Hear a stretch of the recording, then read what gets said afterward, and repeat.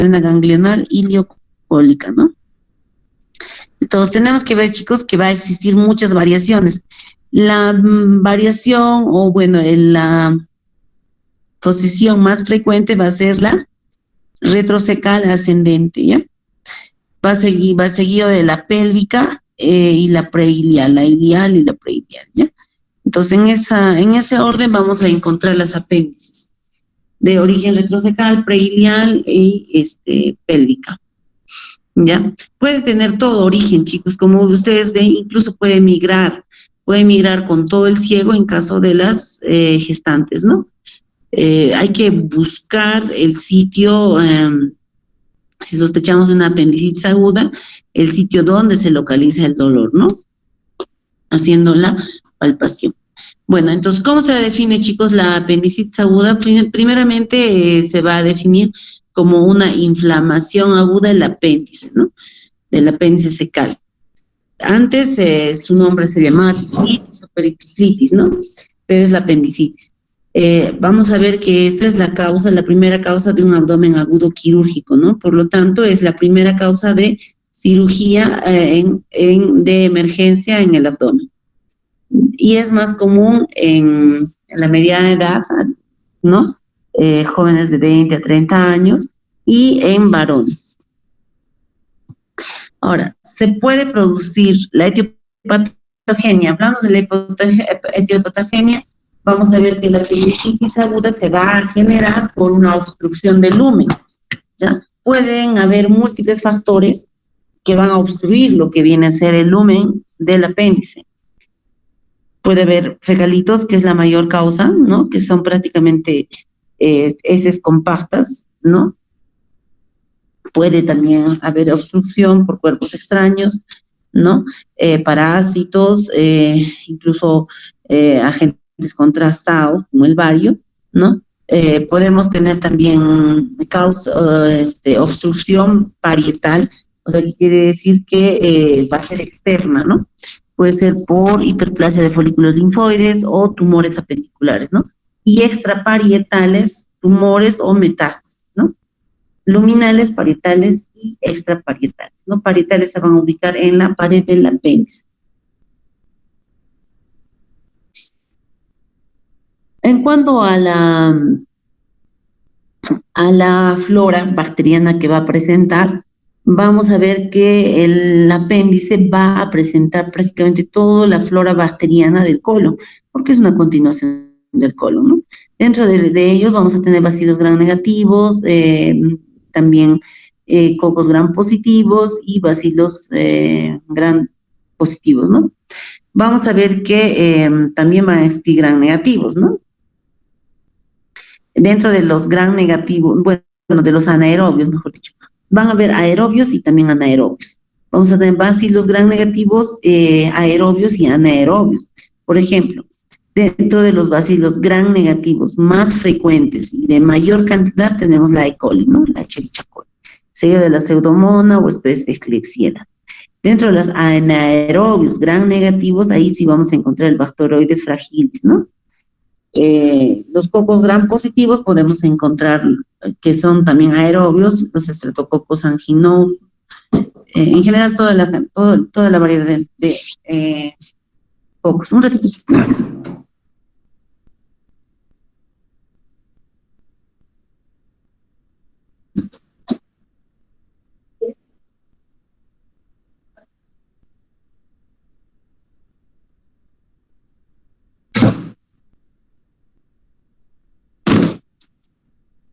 Chicos, esto es importante en relación a la fase de la apendicitis, ¿no? Por ejemplo, chicos, en las apendicitis flemonosas o congestivas vamos a tener predominio de una bacteremia de gram negativos que sean aerobios, ¿ya? Entonces ahí va a predominar el E. coli, ¿no? Ahora, si nosotros vamos a tener una apendicitis complicada, perforada, necrosada, ya la flora bacteriana también va a cambiar, ¿no? Va a haber predominio de anaerobios, ¿no? Como es el Bacteroides fragilis. Ya, eso también hay que tener en cuenta. Ahora, Dentro de la fisiopatología, esto primeramente se va a originar como una obstrucción del lumen, ¿no? Primeramente, un fecalito va a tapar el lumen del apéndice. Esto va a generar que exista una hipertensión intraluminal, ¿no? Haciendo que se acumule moco dentro del lumen, ¿no? Esto a la vez va a generar un bloqueo inicial del drenaje linfático, seguido del drenaje venoso, esto pues en una apendicitis flemonosa, ¿no? Y posteriormente ya va a haber una trombosis, lo que va a generar una necrosis por infartos elipsoidales, ¿no? Esta necrosis va a generar posteriormente una perforación. Primero, inicialmente son microperforaciones que corresponden a apendicitis necrosadas, y posteriormente vamos a tener una perforación que ya viene a ser apendicitis perforada, ¿no? Ya les había dicho que esto se genera con una hipertensión endoluminal. Esto va a hacer que las paredes del apéndice estén tensionadas, va a generar que no existe elasticidad y por lo tanto va a incrementar incluso la virulencia de los gérmenes, ¿no? Que usualmente están como gérmenes colonizadores, ¿no? Ahora vamos a ver que las apendicitis se van a clasificar, van a pasar por diversas fases, ¿no? Al inicio vamos a tener las apendicitis no complicadas, que vienen a ser pues las apendicitis congestivas o flemonosas, ¿no? Solamente las congestivas. Posteriormente vamos a tener apendicitis complicadas. Dentro de estas vamos a tener la supurativa o flemonosa, vamos a tener la cangrenosa, gangrenada, ¿no? Y la perforativa, ¿no? Ahí vamos a ver las tres fases. En su mano derecha tenemos, ¿no? La fase flemonosa, no congestiva, catarral, en la cual no hay cambio del volumen del lumen, ¿ve? Prácticamente solo está un poco inflamada, eritematosa. En la supurativa o congestiva ya va a haber un incremento de volumen a nivel de no va a comenzar a crecer el apéndice. Esto por la inflamación que se genera, ¿no? Posteriormente vamos a ver una gangrena o microperforaciones y seguida de una apendicitis aguda perforada, ¿no? Completamente, donde incluso ya va a haber excreción o en algunos casos va a haber salida, ¿no? Del coprolito o del material que ha generado esta perforación. Entonces vamos a ver que al inicio va a haber una obstrucción, posteriormente a las 12 horas vamos a ver que va a haber una inflamación de este apéndice por acumulación de moco y bacterias, ¿no? A las 12 a 24 horas ya incluso podemos encontrar, ¿no? Un incremento de la cantidad de bacterias, una bacteriemia importante dentro del apéndice, y seguida de una perforación de 24 a 36 horas. Es necesario que aprendan esto, chicos, porque cuando un paciente inicia sintomatología, generalmente la perforación se va a dar a las 24 horas. O sea, después de un día ya podemos esperar que el paciente se haya perforado su apéndice. ¿Ya? En algunos pacientes pediátricos joven puede esperar un poco más, ¿no? Incluso hasta las 36 horas. En los ancianos y en los niños, entonces, la perforación es más rápida, ¿no? Es más rápida. Entonces, dentro del diagnóstico vamos a ver que el paciente siempre va a cursar con dolor abdominal. El dolor abdominal, chicos, en los pacientes con apendicitis aguda va a iniciar o va a comenzar a nivel de epigastro, ¿no? Epigastro, mesogastro, es un dolor mal localizado, ¿no? Es un dolor difuso.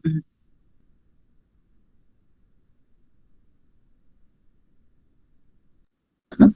¿Cómo se conoce este signo o esta cronología? McBurney, ¿cómo se conoce? A ver, con mi grupo. A ver, chicos, uno del grupo que actualmente estamos. A ver, Percy, ¿cómo se llama esta cronología? ¿Están atentos? Percy.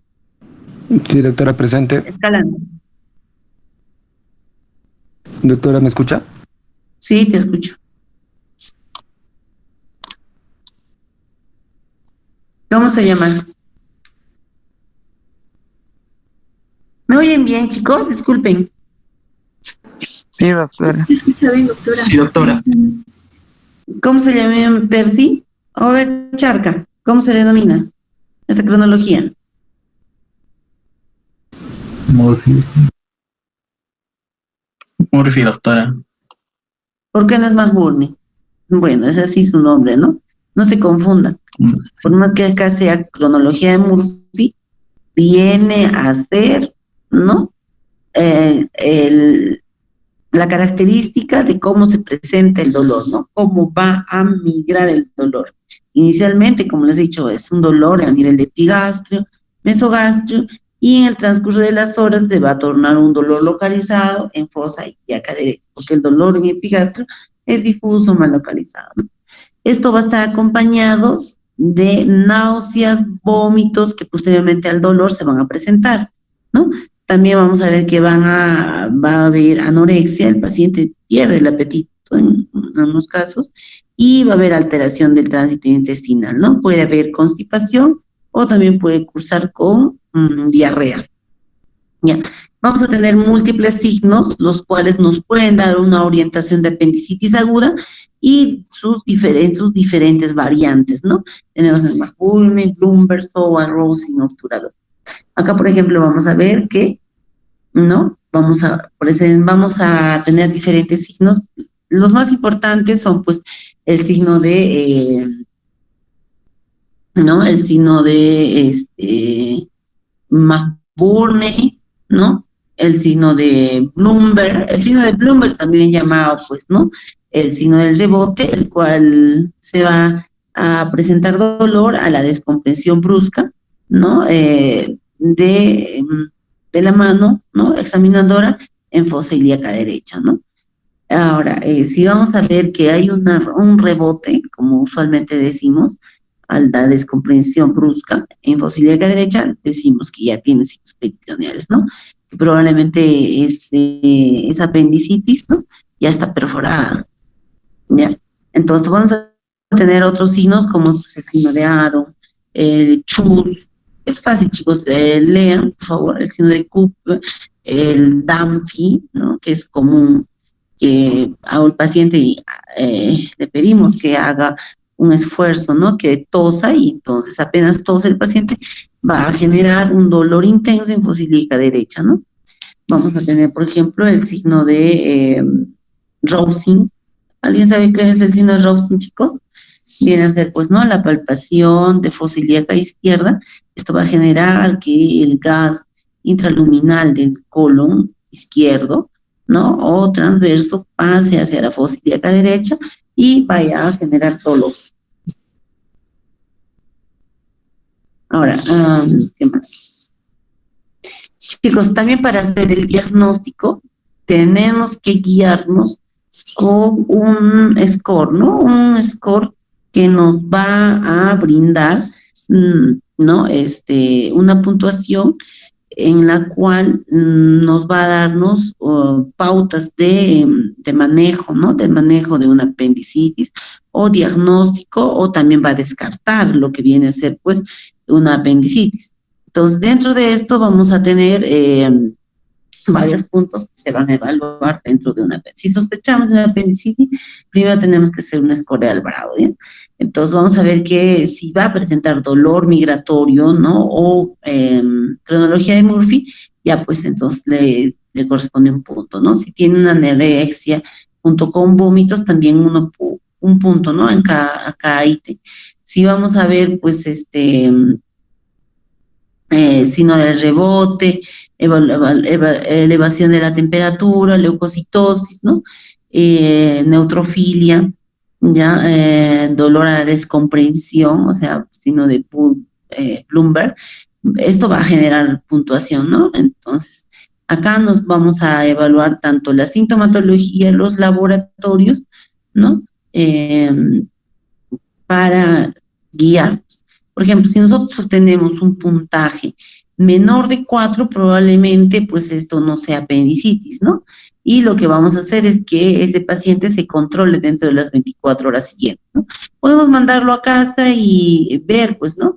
Si es que en algún momento este dolor va a tal vez localizarse, ¿no? Tal vez un dolor mal ubicado, ¿no?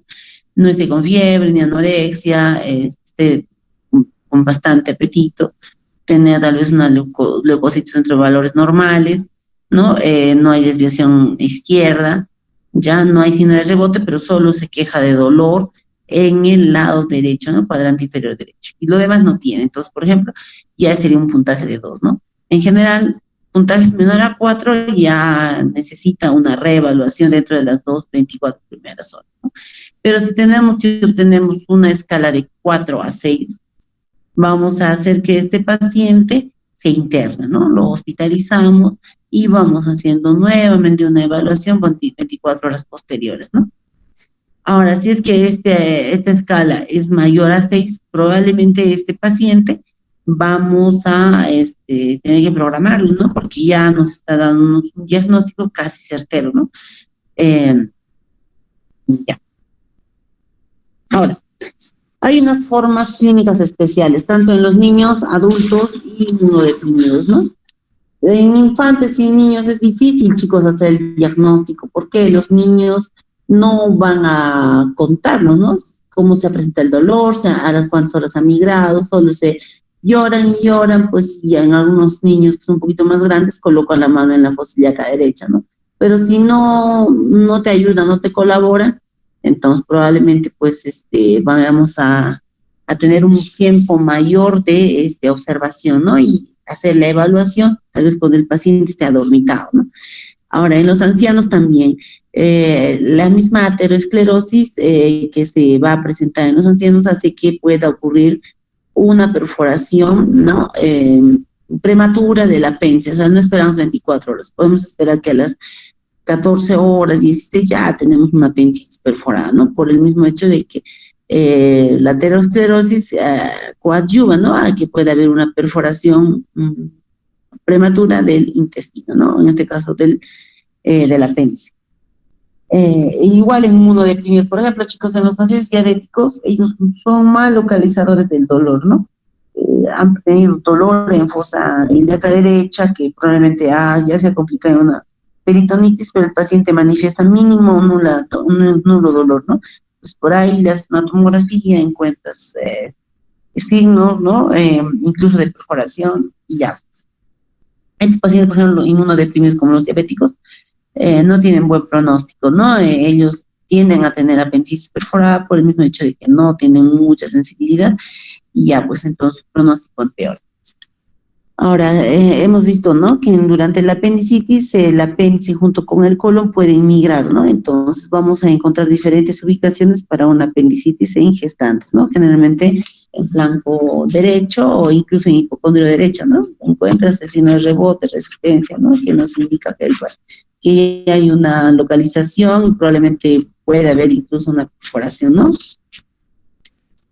Dentro de los exámenes complementarios vamos a tener, por ejemplo, indirectamente, marcadores de infección, como bien ser la leucocitosis, ¿no? Desviación izquierda en el hemograma, ¿no? Vamos a tener tal vez un examen urinario de patológico y tenemos que tener en cuenta que por más que encontremos un examen de orina patológico, no necesariamente puede ser una ITU y descartamos por completo una apendicitis. Si vamos a tener un examen de orina positivo, ¿no? Vamos a ver primero la cantidad, ¿no?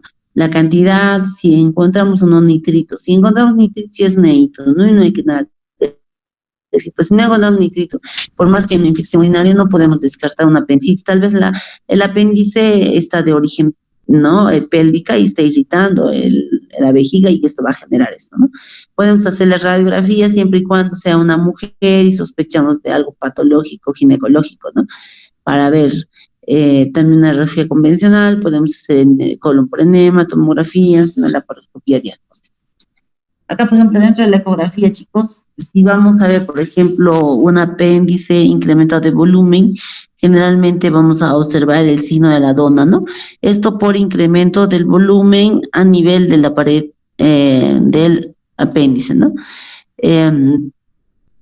Diámetros mayor a 6 milímetros, ¿no? Entonces, ya podemos sospechar que es una apendicitis. A veces se pueden observar los apendicolitos, ¿no? Y dentro de la radiografía también podemos evidenciar que el paciente puede presentar, ¿qué cosa, chicos? Ilios localizados, ¿no? Generalmente a nivel de fosa ilíaca derecha. Ahí vamos a ver, también podemos tener un colon por enema, que generalmente es obstructivo, ¿no? Tapan la luz del apéndice.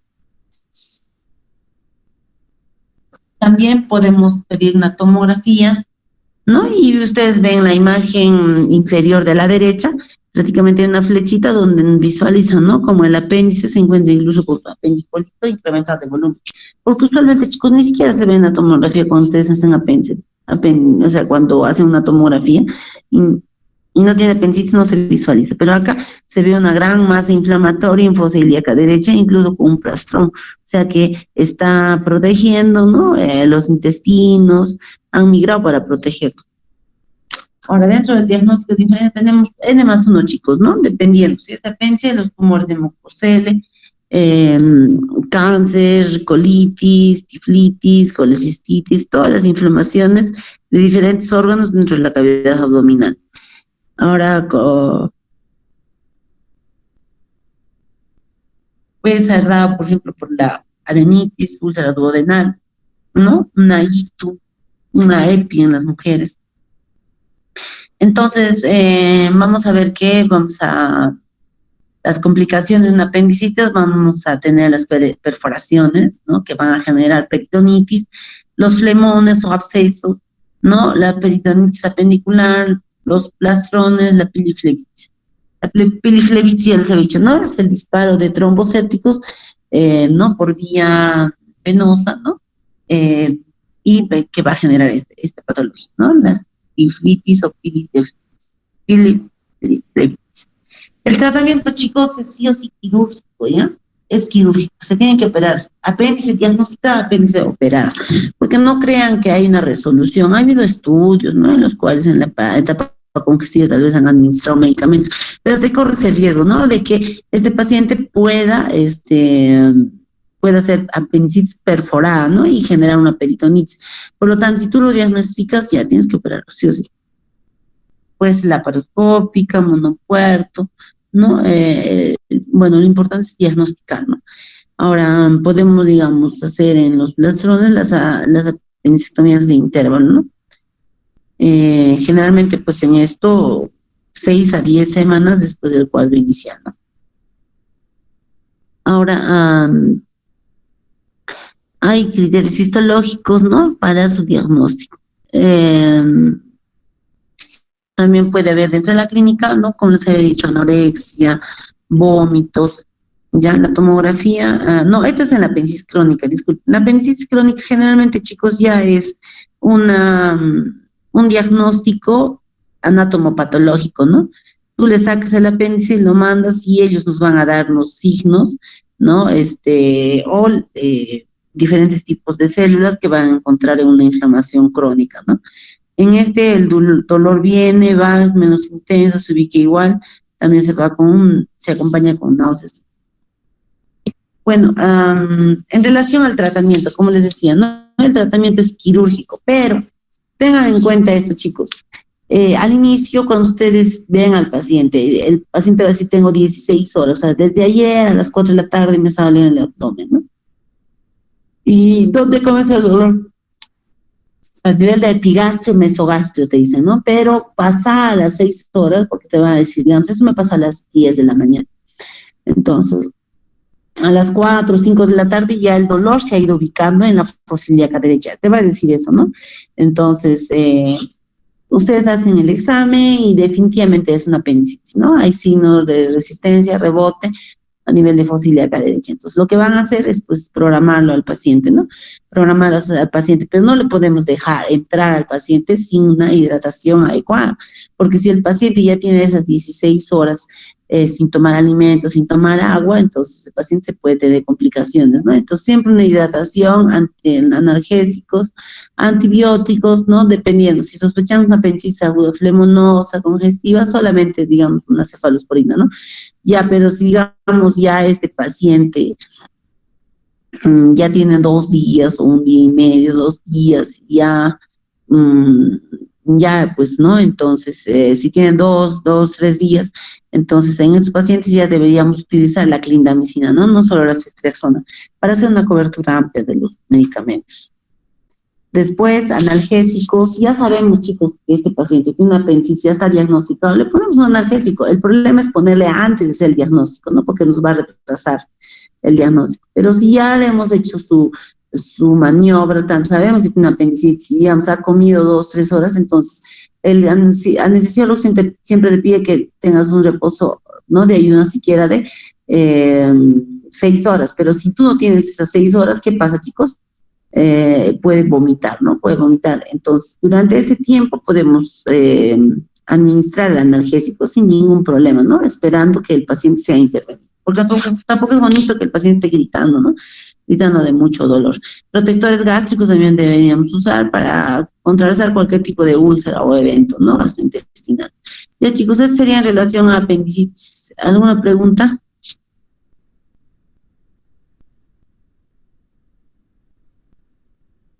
Chicos, ¿está bien, Luisa? Sí, doctora.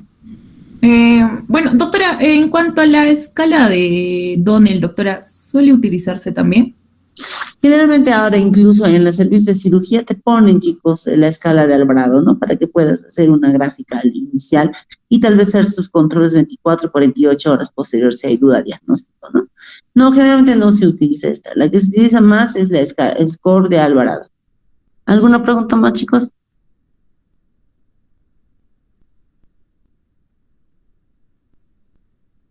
Ya, entonces veo que no hay preguntas, todo está claro. ¿Qué grupo va a exponer, chicos?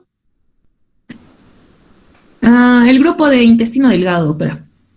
Ya, entonces comiencen, por favor, ¿ya? Yo termino la presentación.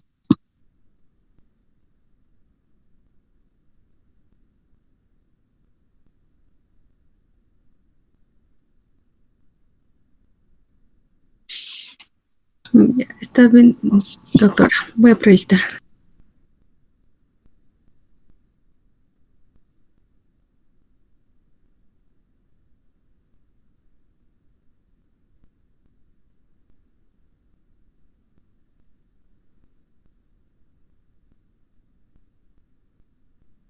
Doctora.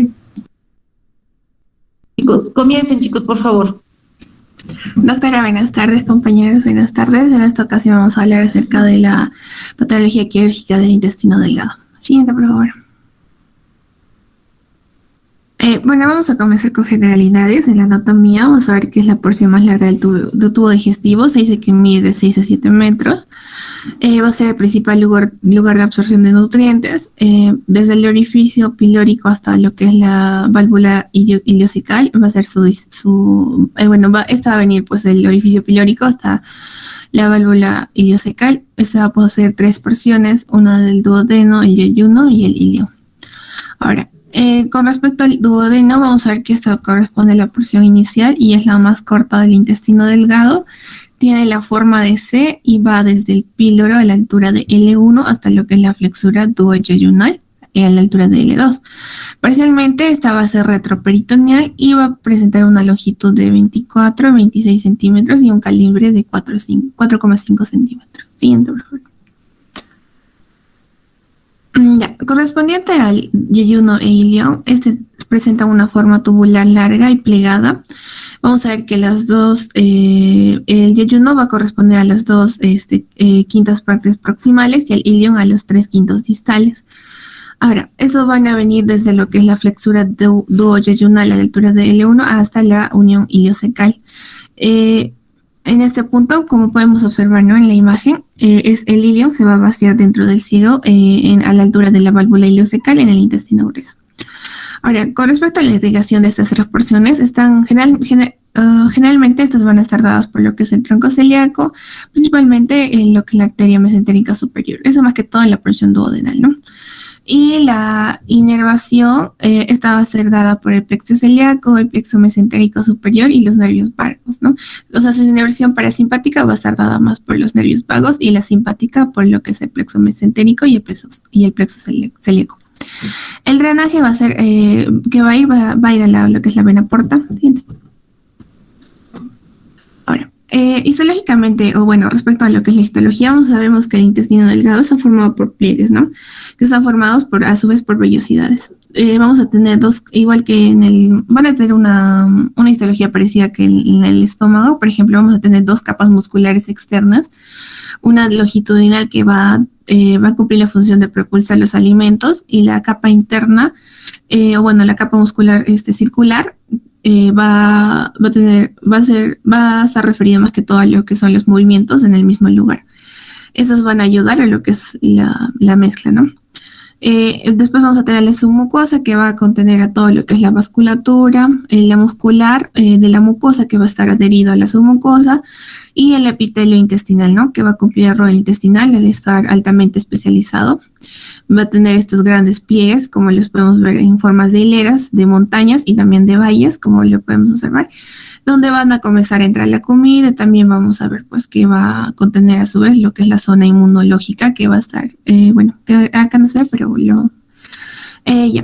vamos a ver, por ejemplo, en el bordeado celeste o azul, en la imagen de la izquierda, podemos ver estas criptas de Lieberkühn, que van a estar situadas en diferentes partes, ¿no? En el intestino delgado, y van a poseer principalmente lo que son estas células califormes, que son secretoras de moco y con carencia, ¿no? De células de Paneth.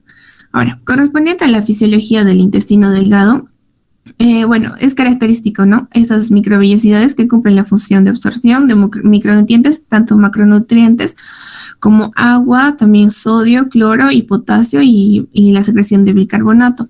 Ahora, correspondiente a la primera porción en el duodeno, vamos a ver que las mayores partes en el caso del duodeno, van a recibir todo lo que es la secreción exocrina del páncreas, ¿no? Primero, y estas van a corresponder a enzimas que nos van a permitir más que todo digerir péptidos.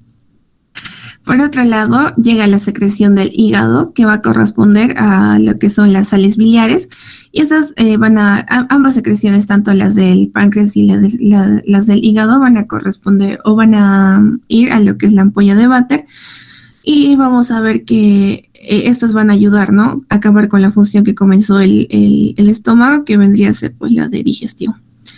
Ahora, dentro de las células importantes, dentro de las más importantes tenemos las células K, las células L, las células I y las células G. Las K y L, también ya denominadas las incretinas, están encargadas principalmente de lo que son carbohidratos, ¿no? Y como podemos ver acá, su producto va a ser los péptidos inhibitorios gástricos, o las GIP. Las células L van a corresponder a los lípidos, o van a tener acción sobre los lípidos. Las células G van a facilitar a lo que es a que se siga el movimiento, ¿no? El contenido de la digestión, de la digestión. Disculpen, la célula I era la que corresponde a la de los lípidos, y la célula G es la que va a facilitar el movimiento del contenido de la digestión. Siguiente, por favor. Ya, en el proceso de absorción, como vamos a poner, antes del proceso de absorción vamos a ver todo este proceso, ¿no? Como les mencioné, tenemos las células, las K y L, que son estas incretinas. Vamos a tener, va a estar en relación con lo que eran las incretinas, que, como podemos ver acá, ayudan. En el caso de la secretina, va a estimular a que el páncreas estimula la producción de enzimas. En el caso de las colecistoquininas, también van a estimular tanto al páncreas como a la vesícula para la secreción en el caso de los lípidos, ¿no? Y también la cuestión también van a tener acción inhibitoria sobre el estómago cuando exista un constante o exista mucho contenido gástrico, para que pueda venir menos contenido. Y en el caso de la gastrina, va a ayudar a que, en caso de que ya haya vaciamiento en el duodeno, ya pues poder aumentar lo que es la movilización. El siguiente, por favor. Ya, en el proceso de absorción es importante, más que todo, ¿no? Como podemos ver en este punto, vamos a ver que vamos a tener tanto absorción y secreción de agua y electrolitos, ¿no? se dice que se absorbe más del 80% y se deja más de 1,5 litros que estos van a pasar al colon. En el caso de la glucosa, por ejemplo, como podemos observar en la imagen, la glucosa puede pasar directamente, o en el caso de que esté como ejemplo, como en forma de disacáridos, en las vellosidades vamos a tener que, antes de que entre a las células, tiene que estar separada para que esta pueda ingresar. Si recordamos, el principal transportador vendría a ser el GLUT2, ¿no? El GLUT3, perdón. En el caso de las proteínas, estas pueden estar ya como péptidos, o sea, como aminoácidos, y pueden pasar directamente. O en el caso de péptidos, ¿no? Que tendrían que estar en el epitelio propio del intestino para poder pasar como aminoácidos. En el caso de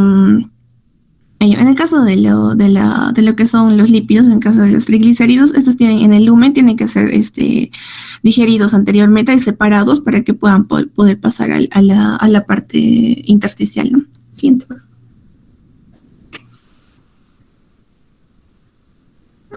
Este es un cuadro que va a resumir todo con respecto a la absorción del intestino.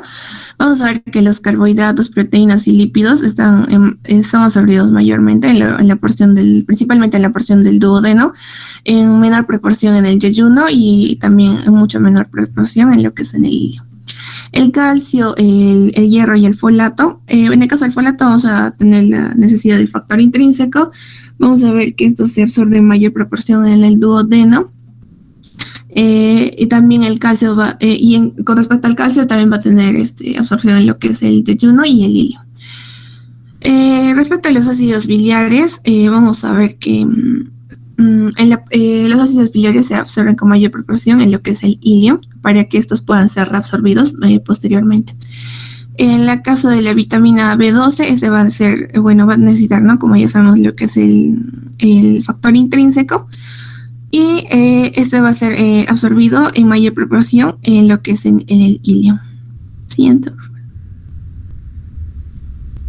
Respecto a la obstrucción intestinal, bueno, se dice que esta se va a producir con una propulsión normal y vamos a ver que el paso del contenido no puede producirse por cualquier razón.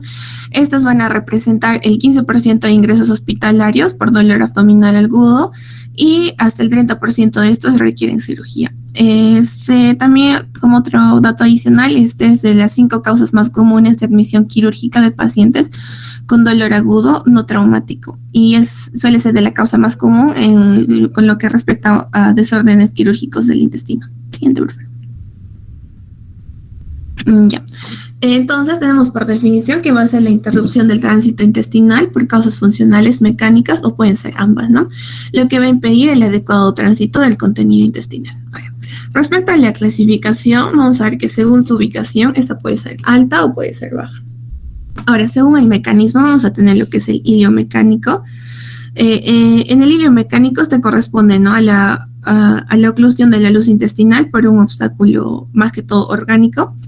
Puede ser anatómico, también estructural, que va a impedir lo que es la progresión del contenido intestinal. En el caso del ilio, la no mecánica o el ilio paralítico, va a corresponder a la alteración de la función motora digestiva sin que exista una causa física que la obstruya, ¿no?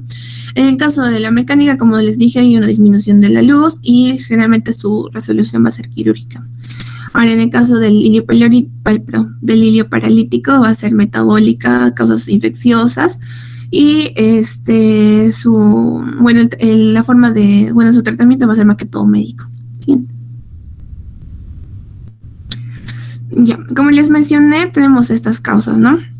Según la etiología, más que todo en la parte mecánica, tenemos las extraluminales. Las causas más frecuentes vienen a ser las bridas y adherencias.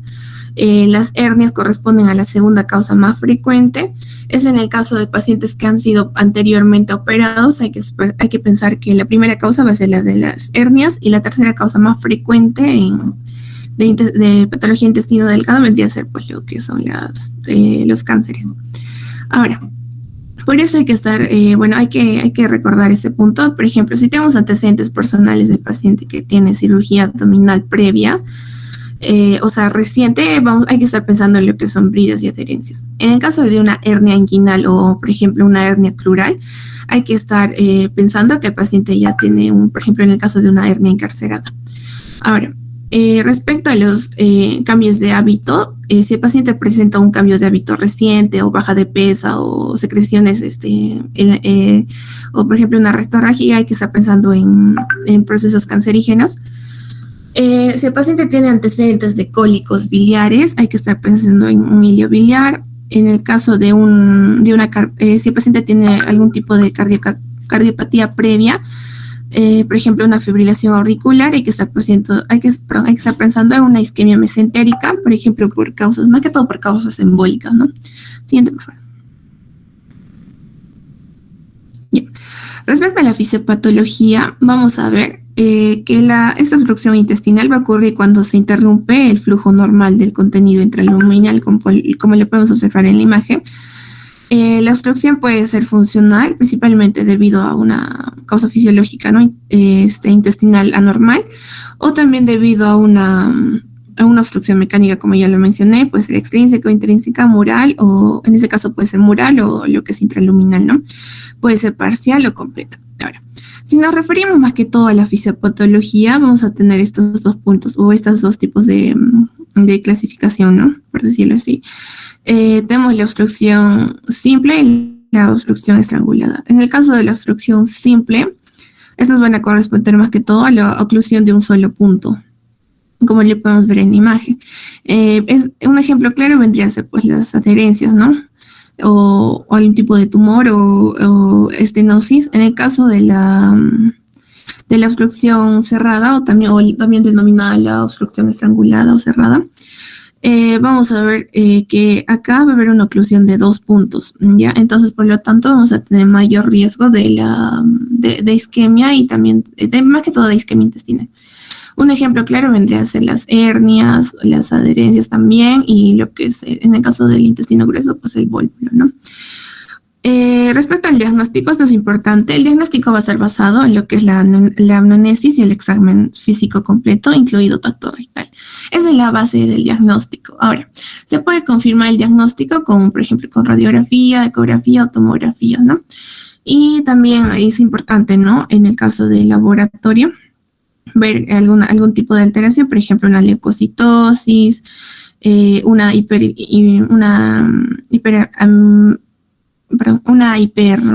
hiperamilasemia, también, por ejemplo, una disminución de la secreción, por ejemplo, en el caso del bicarbonato sérico, un aumento del potasio, también un cloro disminuido, ¿no? Siguiente. Ahora, el cuadro clínico es característico principalmente por un dolor tipo cólico que va a tener un comienzo brusco. Este suele ser intermitente y progresivo. Y a su vez, como va a ser, tiene un comienzo brusco, también va a tener un cese brusco.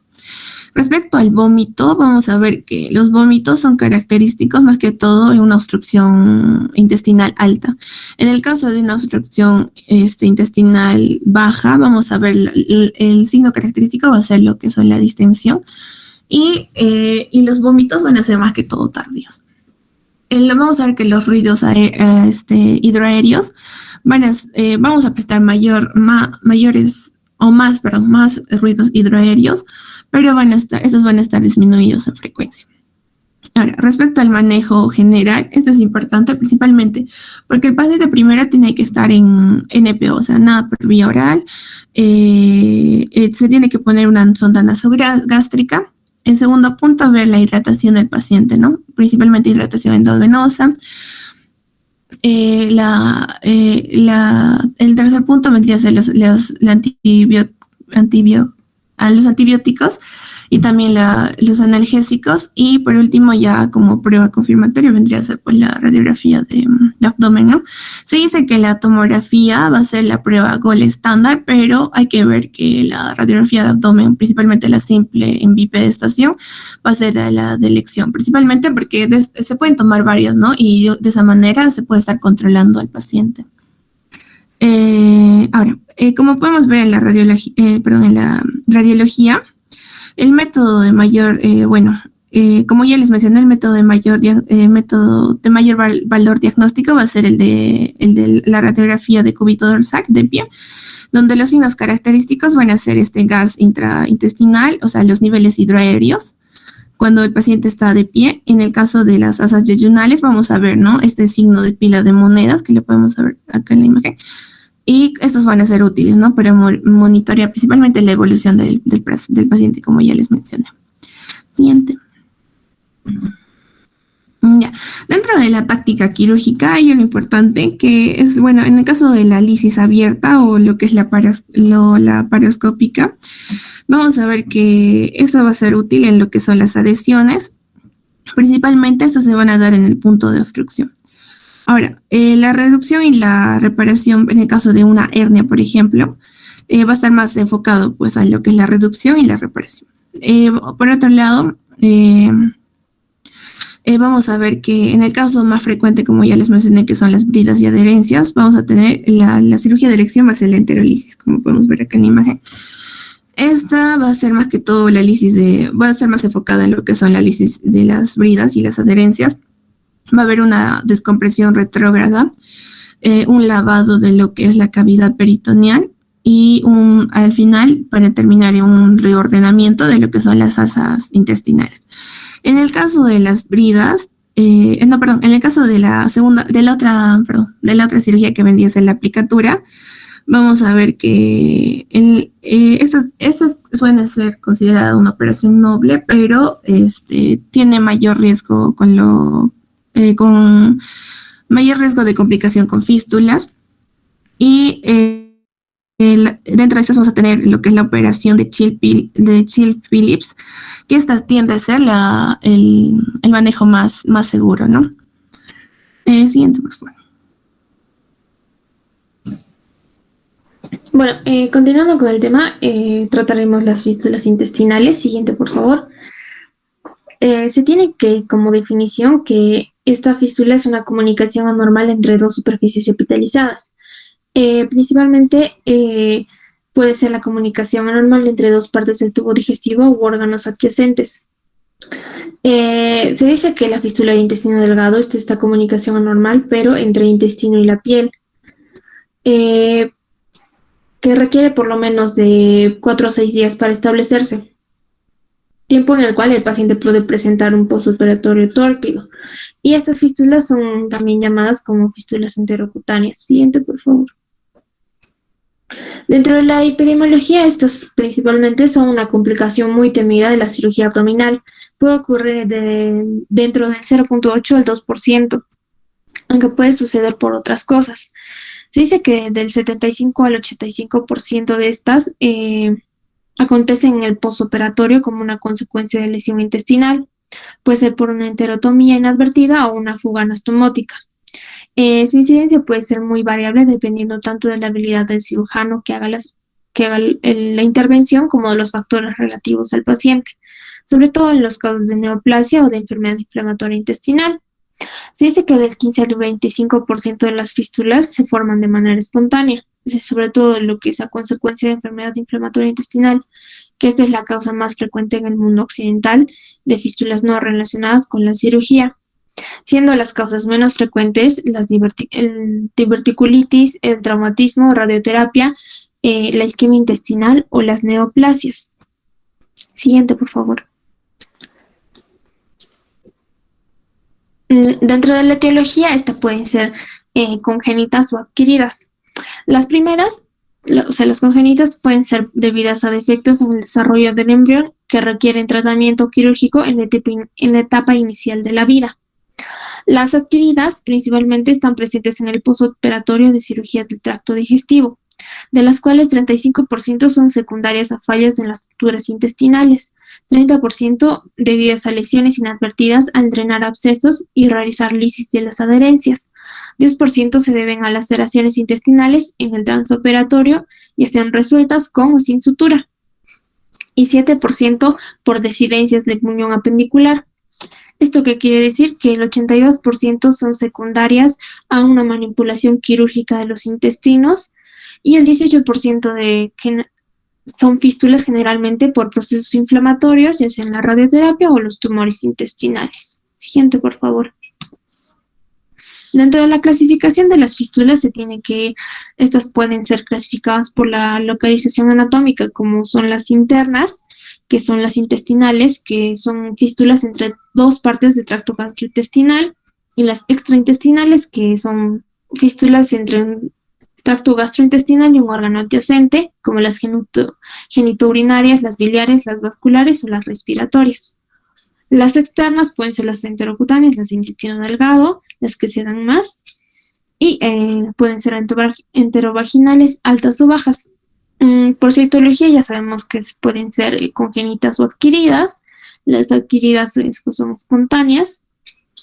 Por su número pueden ser únicas o simples, que tienen un trayecto único, directo entre el epitelio intestinal y la piel. Pueden ser múltiples, que estas pueden tener varios trayectos que se originen en el mismo órgano o en diferentes segmentos del tubo digestivo. Siguiente, por favor. Por su criterio fisiológico, aquí también se pueden clasificar por un gasto alto, moderado, bajo. Las fístulas de gasto alto tienen un gasto mayor a 500 mililitros por día, las de gasto moderado de 200 a 500 mililitros por día, y las que tienen un bajo gasto tienen principalmente menos de 200 mililitros por día. Esto puede ser importante ya de acuerdo al tratamiento que este paciente o aquel paciente con una fístula de gasto alto, moderado o bajo pueda tener, ¿no?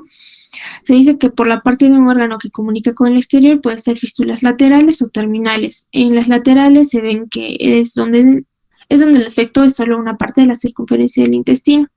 En las fístulas terminales no existe continuidad intestinal o en la práctica. Principalmente, esta situación impedirá el cierre de la fístula, a excepción de las fístulas de muñón duodenal. Siguiente, por favor. Dentro de las manifestaciones clínicas, principalmente tenemos que se manifiestan clínicamente entre el 5º y 10º día estas fístulas, después del posoperatorio. Estos pacientes evolucionan con un hilio persistente, dolor abdominal, no siempre, pero pueden, intolerancia oral, pueden tener fiebre, taquicardia, datos de irritación peritoneal y principalmente también leucocitosis e hipersensibilidad. Se dice que por la herida de estos pacientes, algunos de los drenes o sondas que se los coloca por contraabertura de la pared abdominal, se observan signos de inflamación y más tarde se continúa con un gasto de contenido intestinal y gas, o puede presentar ambos. Se dice que el líquido que drena este paciente puede orientar al sitio anatómico fistulizado. Como por ejemplo en el esófago es de tipo salival, en fístulas de esófago, en fístulas de estómago es un líquido mucoso y quema la piel por su acidez, en fístulas intestinales o intestino delgado es dorado o amarillo verdoso y en fístulas yeyunales altas es de líquido verdoso con grumos. Y en fístulas del hilio terminal pueden ser semilíquido, color mostaza o marrón. Siguiente, por favor. La prueba inicial principalmente es para tener una rapidez, es la administración de azul de metileno por vía oral, el cual aparecerá por el sitio de drenaje de la fístula. En estos estudios se pueden observar la foja del material de contraste en la luz intestinal. También se tiene que el gol estándar de esto es el fistulograma, pero se realiza más en la instalación de azul de metileno, que se inyecta contraste principalmente a presión por una sonda colocada percutáneamente en el trayecto de la fístula. Esta debe realizarse en fístulas con apertura cutánea bien definida, siempre y cuando no haya principalmente alguna interrupción abdominal, ¿no? Ahí se puede ver cómo es un fistulograma, la administración del contraste. Una más, por favor. Y aquí se ve, ¿no? Una fístula. Siguiente, por favor. Bueno, en el tratamiento se encuentran principalmente 4 momentos importantes, según Chapman, que propuso en el 64 para un diagnóstico y un tratamiento mucho más eficaz, ¿no? Se dice que la primera fase ocurre dentro de la primera hasta las 12 horas del paciente, en el que se debe corregir el déficit hidroelectrolítico, comenzar a controlar la sepsis, al drenar de forma quirúrgica los abscesos accesibles y la cobertura antibiótica también. Se debe controlar la fístula, ya sea protegiendo la piel y comenzar a cuantificar las pérdidas de volumen y electrolíticas de la fístula. En la segunda fase, dentro de las 48 horas, se continúa con la corrección, pero se reponen gastos hidroelectrolíticos. Se comienza con el programa nutricional, que también es muy importante en estos pacientes, ya sea intravenoso o parenteral o enteral, ¿no? En la tercera fase, dentro de los 5 días, se intenta lo que es la vía enteral de alimentación, de ser posible en estos pacientes, a través del gasto que éste puede tener, ¿no? Como se ve en la clasificación. Se realizan estudios de imagen para delinear la fístula, ya sea la fistulografía, antes o después para un diagnóstico más seguro, o un colon por enema, ¿no? Y en la cuarta fase se mantiene el aporte nutricional y se da una cirugía si es que el tratamiento ambulatorio principal falla y en caso de que esta fístula no cierre, ¿no? Siguiente, por favor. Bueno, dentro de la primera fase tenemos que se reaniman con líquidos y electrolíticos. Esto debe ser muy primordial en el paciente. La normalidad de electrolíticos que pueden presentar es la hipocalcemia. Si tiene un colapso circulatorio, puede ser debido a la pérdida de volumen de la fístula. Los cambios hemostáticos del postoperatorio, el secuestro por infección intraabdominal o el hileo con malabsorción intestinal. Las fístulas que tengan un alto gasto, ya sea mayor a 500 mililitros por día, se les debe hacer una reinfusión del líquido que produce la fístula. Sin embargo, hasta el momento no se tiene un estudio exacto o una definición exacta para estos pacientes, ¿no? Se dice que debe recurrirse al manejo con antibióticos que cubran el espectro de microorganismos aerobios y anaerobios. Se deberá cubrir los periodos preoperatorio, trans y postoperatorio durante 10 días en este paciente, por lo cual su estancia puede ser un poco prolongada. Siguiente, por favor. También se debe tener un control del gasto de la fístula y el cuidado de la piel.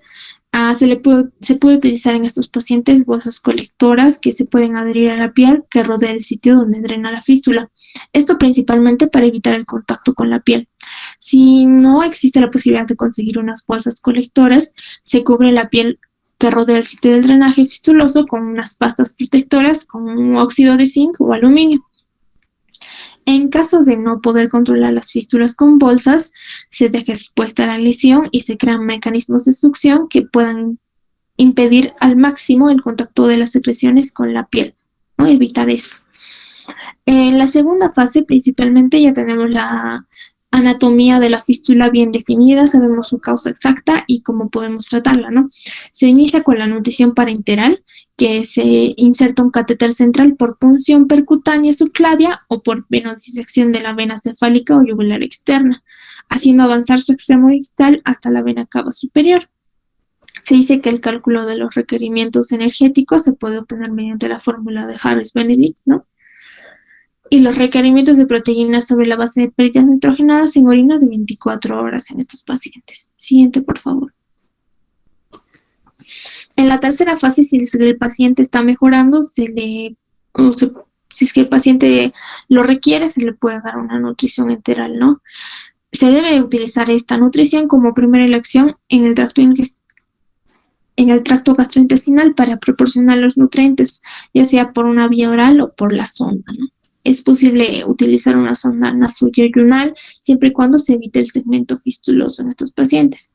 En contados casos, el mismo orificio fistuloso puede servir para introducir una sonda delgada para administrar la fórmula enteral.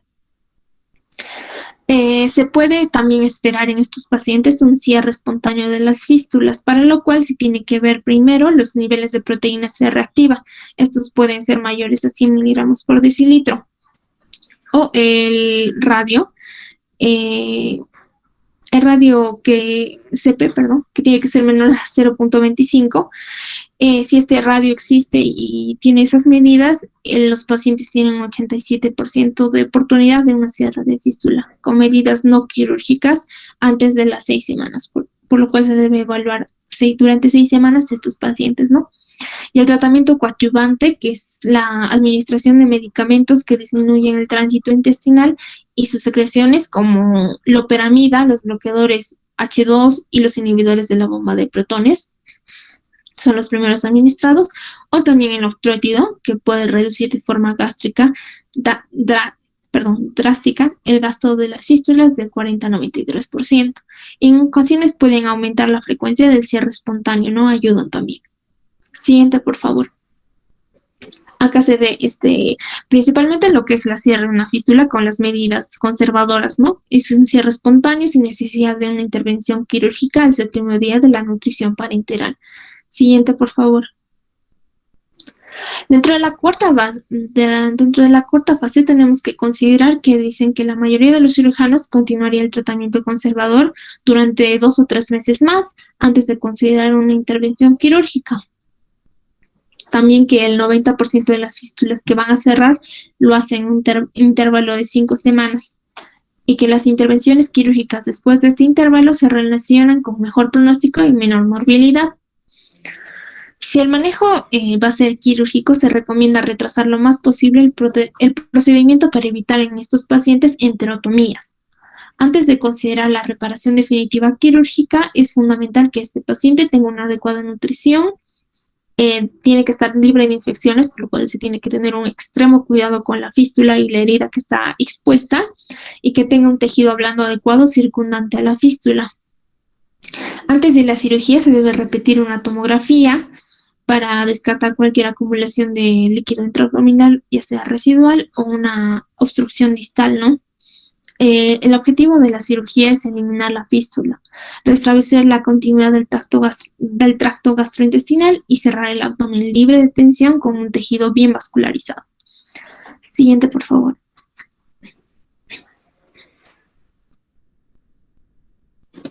Las condiciones para la intervención quirúrgica son principalmente 2 en estos pacientes.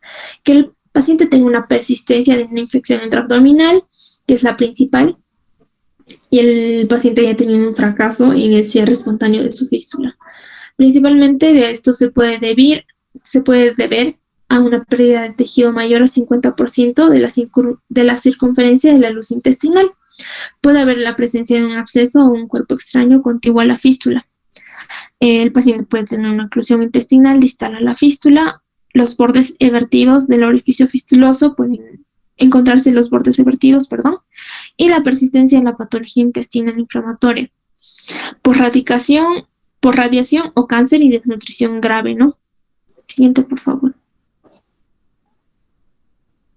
Dentro de las técnicas quirúrgicas que se consideran en estos pacientes están la adherenciolisis, que es para pacientes con una pared abdominal intacta.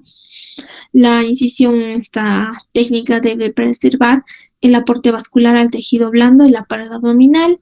Una vez que se realiza la incisión, se realiza la lisis de las adherencias para eliminar circunferencialmente la pared abdominal del intestino adherente. Se debe realizar adherenciolisis desde el ángulo de Treitz hasta la válvula ileocecal. Se debe trabajar primero lateralmente para eliminar las adherencias y expulsar el intestino desde el lado del abdomen menos afectado, ¿no?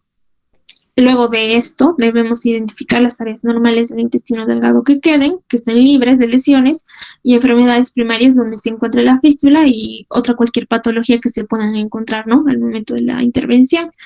Se debe evitar el uso de sedas para la reparación de enterotomías o lesiones del acero intestinal. Se recomienda el uso de suturas de monofilamento como polipropileno y la poliglecaprona. Siguiente, por favor.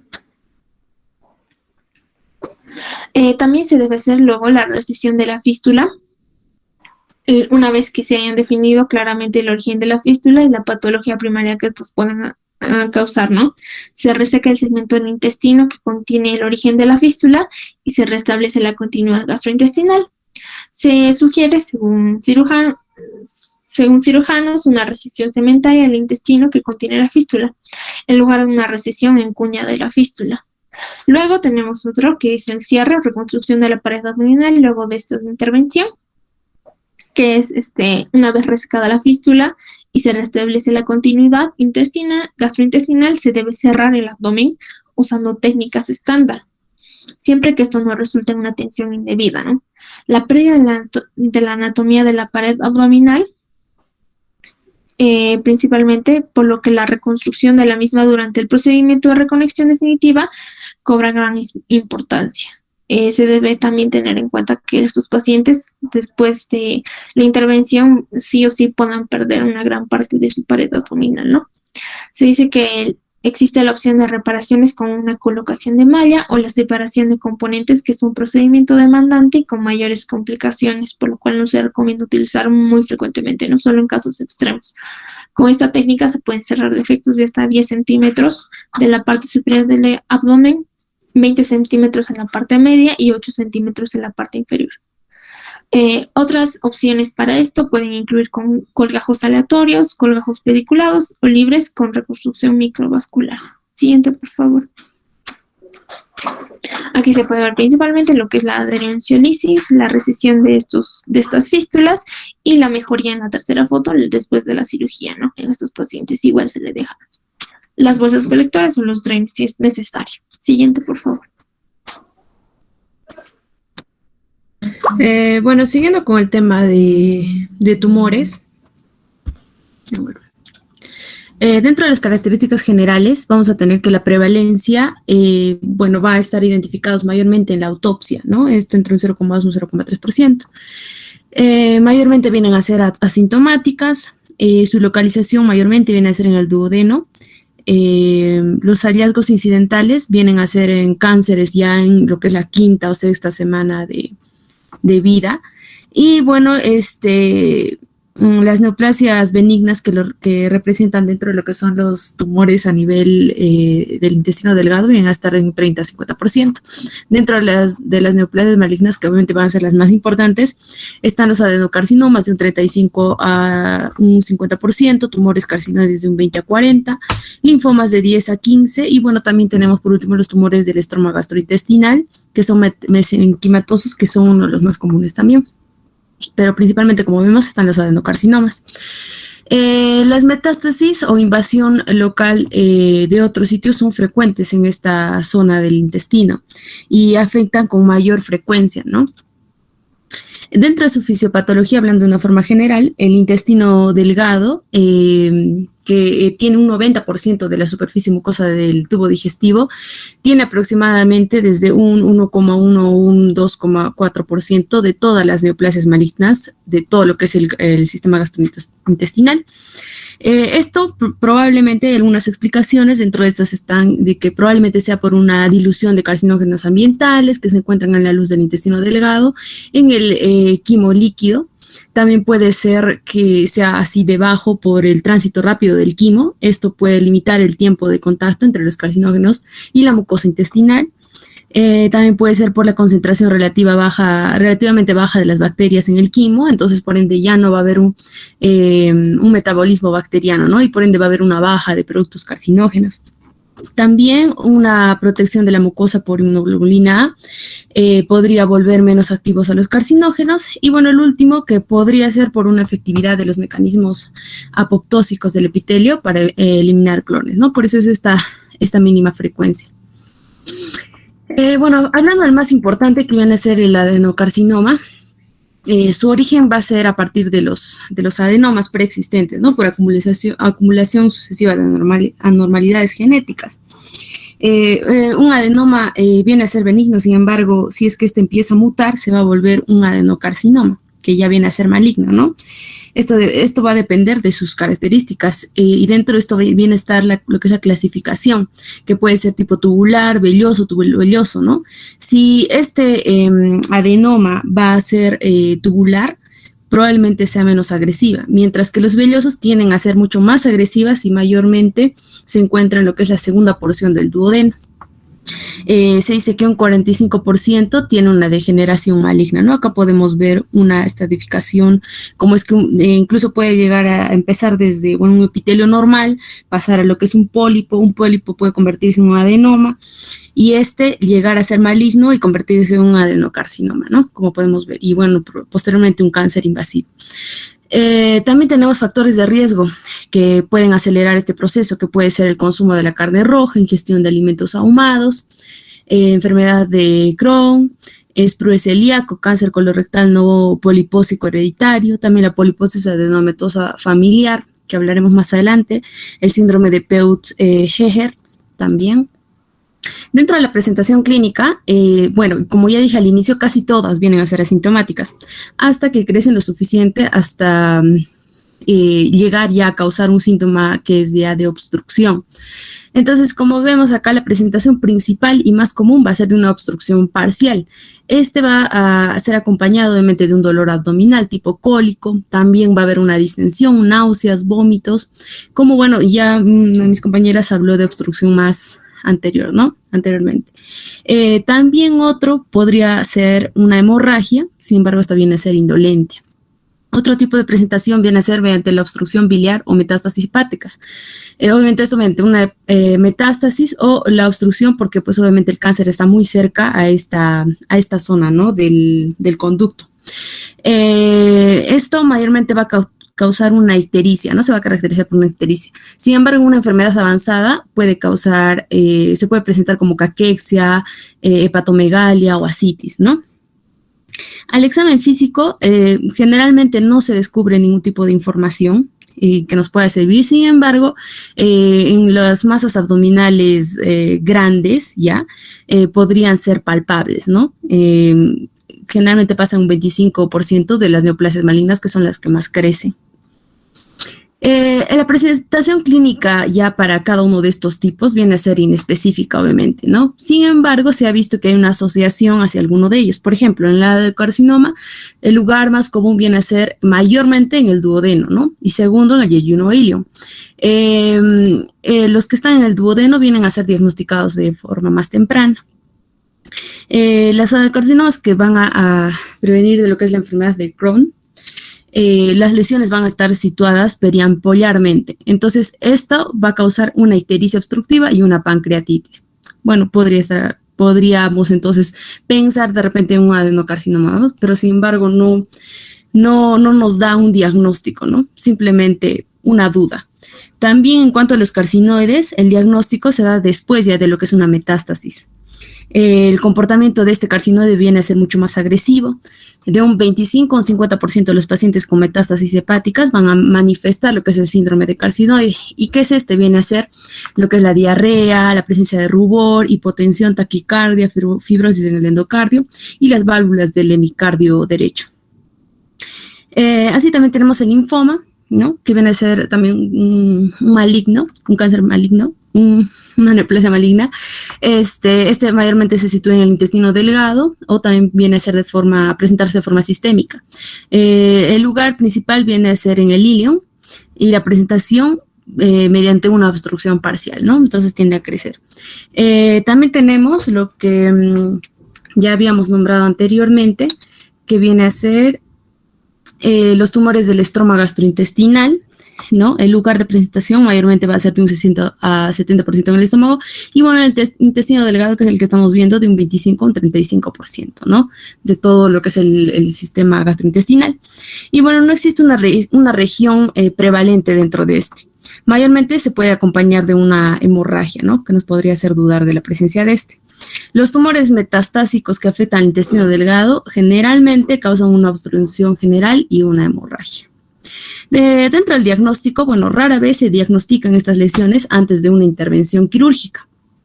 Como ya habíamos visto, se puede, digamos, encontrar por casualidad este tipo de neoplasias, así como también ya en una persona fallecida, ¿no? En una autopsia.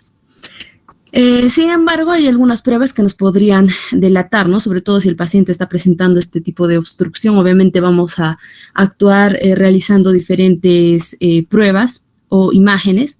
En este caso tenemos las pruebas de laboratorio principalmente, que vienen a ser inespecíficas, exceptuando, por ejemplo, lo que es la concentración sérica elevada del ácido 5-hidroxiidolacético. Esto está presente en lo que son los pacientes con el síndrome carcinoide, ¿no? Que ya habíamos mostrado anteriormente. Así también los valores elevados del antígeno carcinoembrionario en lo que son adenocarcinomas con metástasis hepáticas. Al realizar una radiografía de contraste que tiene una sensibilidad de un 90%, podemos encontrar lo que es una enterocolitis y viene a ser un examen de elección, ¿no? Una imagen de elección. Así también las tomografías computarizadas que pueden detectar tumores grandes o también son útiles para lo que son la estadificación de neoplasias malignas intestinales. También tenemos la angiografía o también el estudio de eritrocitos marcados con radioisótopos, que es RBC, que son, bueno, tumores, que puede detectar tumores que se relacionan con lo que es la hemorragia, ¿no? Como vemos. Así también, obviamente, la biopsia, que ya nos va a dar lo que es el tipo de neoplasia, viene a ser mucho más específico, ya esto se realiza casi, bueno, ya al último después de la extracción. Así también una ultrasonografía endoscópica, de la cual nos puede dar información sobre las capas de la pared intestinal que están siendo afectadas por estas neoplasias, o la enteroscopía intraoperatoria, que, bueno, sirve para hacer una inspección directa del intestino delgado, ¿no? Y de repente ahí poder sacar una biopsia también. En cuanto al tratamiento, bueno, principalmente es una resección quirúrgica o extirpación endoscópica a las neoplasias benignas del intestino delgado que causan la sintomatología. En tumores del duodeno se debe tomar una biopsia. Si son sintomáticos y bueno, también son adenomas y sintomáticos, ¿no? Se debe extirpar por potencial maligno. Como hemos visto, los adenomas generalmente pasan a ser un adenocarcinoma. Acá vemos cómo es que se ha retirado, por ejemplo, una gran parte del intestino junto con sus arterias. Bueno, esta es la forma. También, bueno, dentro de estos tumores en el duodeno, si son menores a 1 centímetro de diámetro, se recomienda una polipectomía endoscópica. Sin embargo, si son mayores a 2 centímetros de diámetro, se debe extirpar en una operación. Entonces, esto se llama una polipectomía transduodenal y resección segmentaria, que es lo que vemos acá, ¿no? También en una segunda porción, que puede ser cerca de la ampolla de Vater, se recomienda una pancreatodonectomía y por segundo a esto se debe hacer una endoscopía de vigilancia. En los adenomas del FAP, que viene a ser la poliposis adenomatosa familiar, que hemos visto es una causa de adenocarcinoma, suelen ser múltiples, ¿no? Con predilección por la región periampollar. Entonces, primero se debe extirpar endoscópicamente mediante una pancreatodudectomía, luego realizar una endoscopía de vigilancia ya a los 6 meses y luego cada año, ¿no? También como vigilancia. Dentro de lo que es la tercera y cuarta porción, estamos hablando de porciones del intestino delgado, se debe considerar en la tercera y cuarta una resección local. Dentro de las neoplasias malignas del yeyuno y el ilion, se recomienda una resección local amplia. Tenemos dentro de estas los adenocarcinomas, que se realiza una excinción amplia del mesenterio, como hemos visto en la imagen anterior, y en la enfermedad local avanzada o que es metastásica, entonces se realiza una resección o una derivación intestinal paliativa. Dentro de los carcinoides se realiza lo que es la resección intestinal segmentaria y linfadectomía regional. En metástasis se recomienda una citorreducción tumoral. Y si es que tiene este síndrome carcinoide, el tratamiento debe ser hacia ¿no? Hacia el síndrome carcinoide, mediante lo que es el octreotido, que viene a ser el más eficaz dentro de los tratamientos, ¿no? También tenemos lo que es el linfoma, si viene a ser localizado o no. Dentro del localizado se recomienda una resección segmentaria del intestino afectado y el mesenterio adyacente. Y si viene a ser difuso, se recomienda lo que es la quimioterapia. El último, que van a ser los tumores del estroma gastrointestinal, la resección segmentaria del intestino es el más recomendado y rara vez suele hacer metástasis, ¿no? Sin embargo, si esto es posible, el tratamiento viene a ser farmacológico y se ha visto buen resultado con lo que es el imatinib y, bueno, como alternativo tenemos sunitinib, ¿no? El primero se realiza en lo que es un preoperatorio y, bueno, y complementario.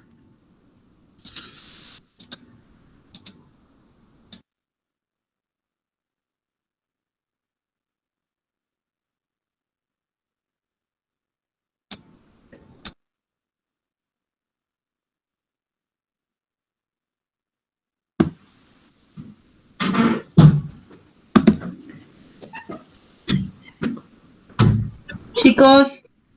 Sí, doctora. Doctora Janina, compañeros, muy buenas tardes. Continuando con la exposición, yo les voy a hablar sobre la TBC enteroperitoneal.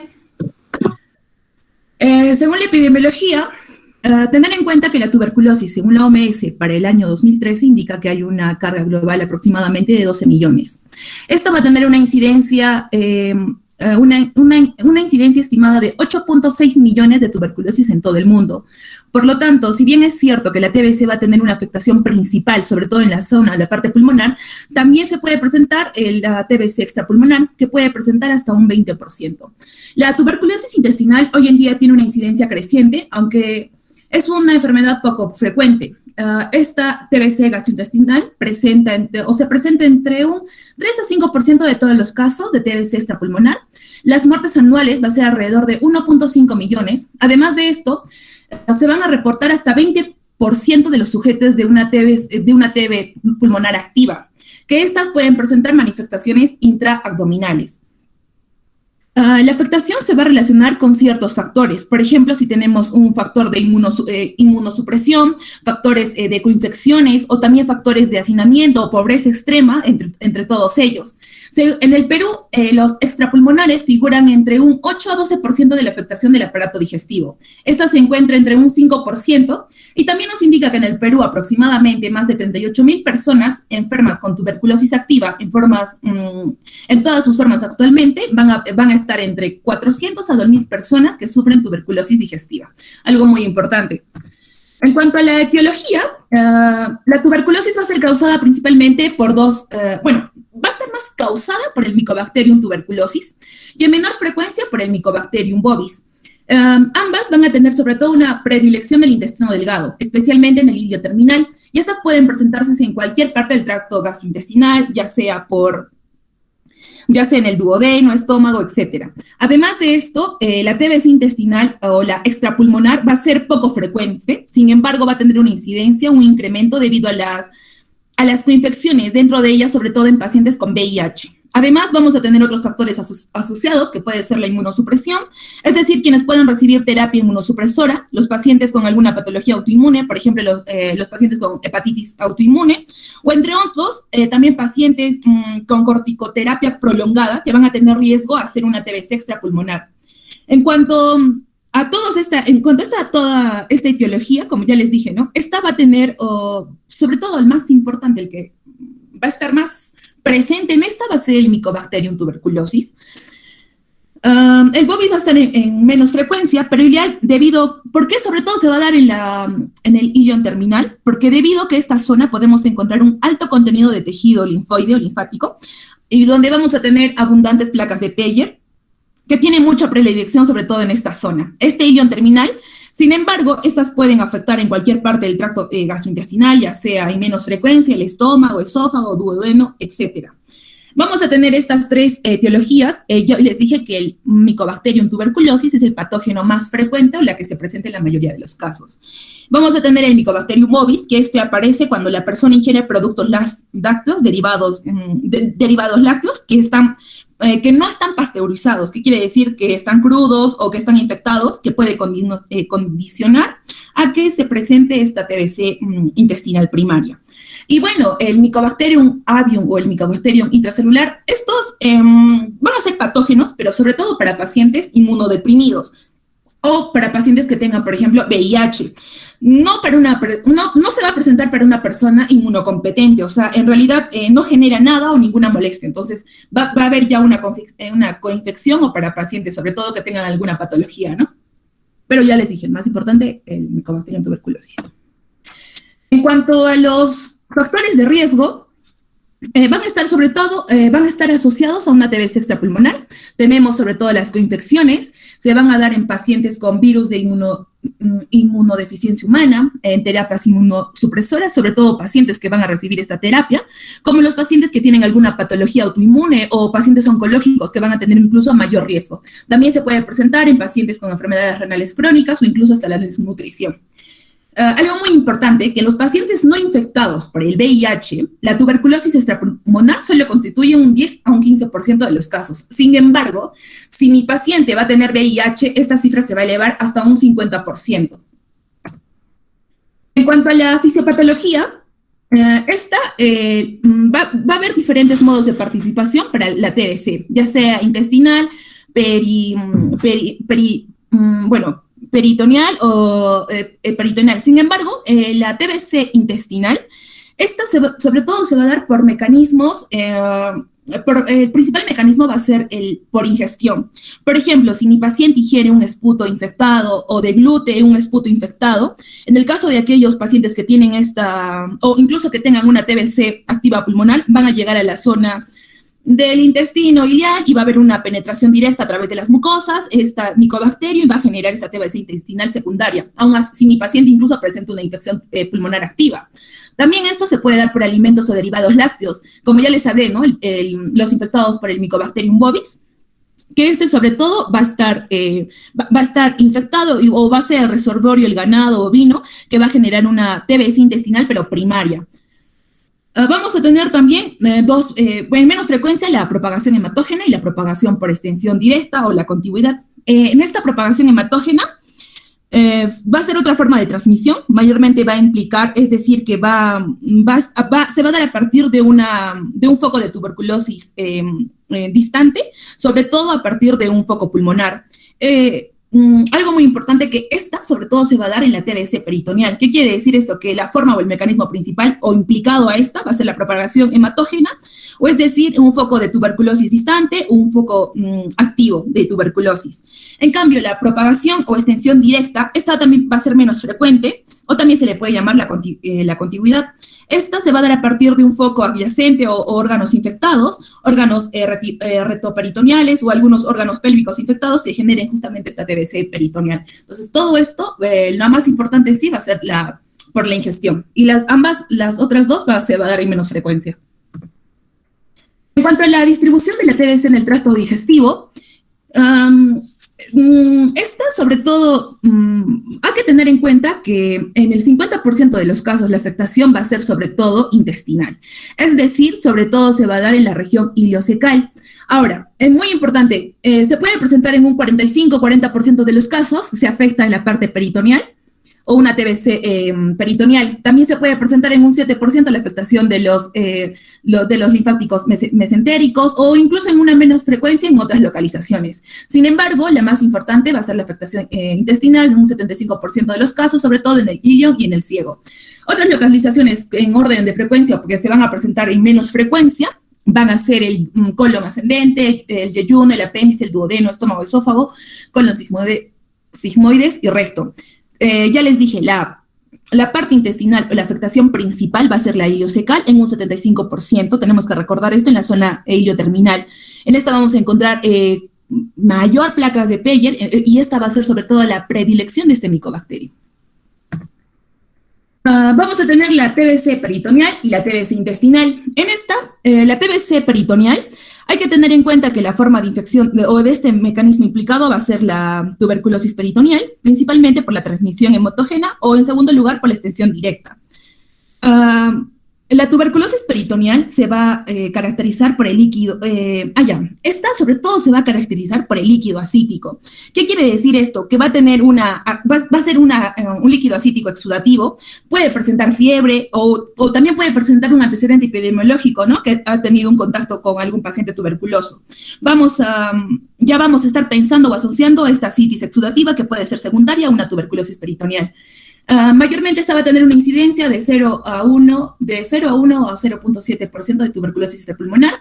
Va a haber una infección que produce más comúnmente tras la reactivación de los focos tuberculosis latentes en el peritoneo o diseminación hematógena de una TBC pulmonar activa. En acá vamos a tener los niveles elevados del CA125, pero tenemos que tener muy en cuenta, bueno, podemos presentar esto en la elevación. Mayormente, ¿por qué se va a dar estos niveles elevados? Porque va a haber un proceso inflamatorio del peritoneo. Entonces, sin embargo, esta nos puede hacer dudar, porque no solo se va a presentar en estos pacientes, también se puede presentar ante una sospecha de una patología ovárica.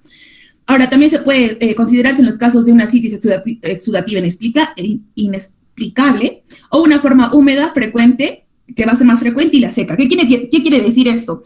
En la peritoneal se puede presentar de dos maneras, de forma húmeda y de forma seca. La forma húmeda se va a dar sobre todo, va a ser la más frecuente y se va a dar sobre todo cuando va a haber ascitis. Sin embargo, la forma seca, en la cual va a haber va a ser forma de una fibroadhesiva, en la cual va a haber un engrosamiento del mesenterio, peritoneo y puede haber incluso masas abdominales.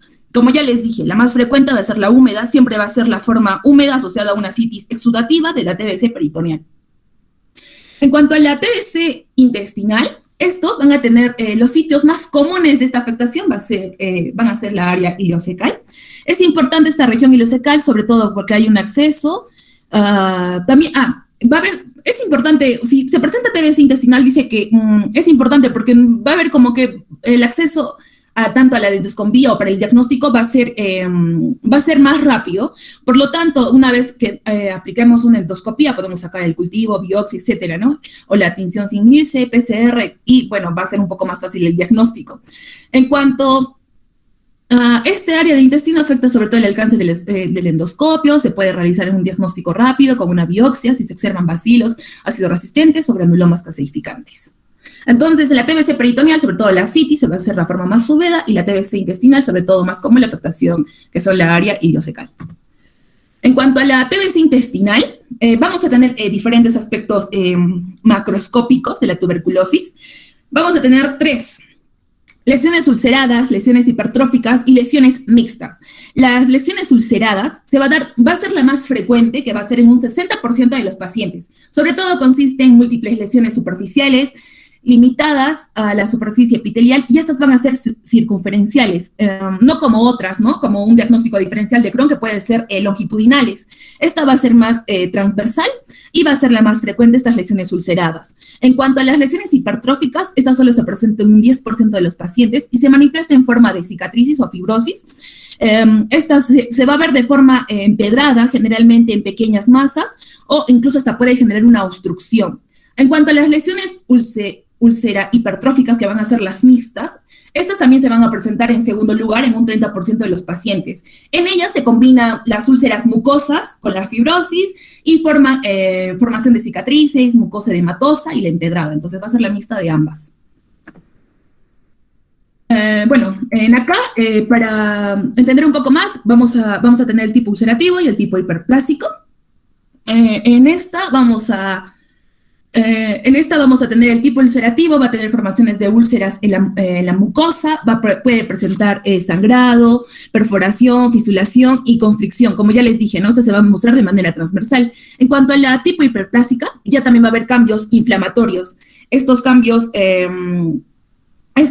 va a haber cambios inflamatorios, va a presentar algunas complicaciones como la obstrucción intestinal o lesiones.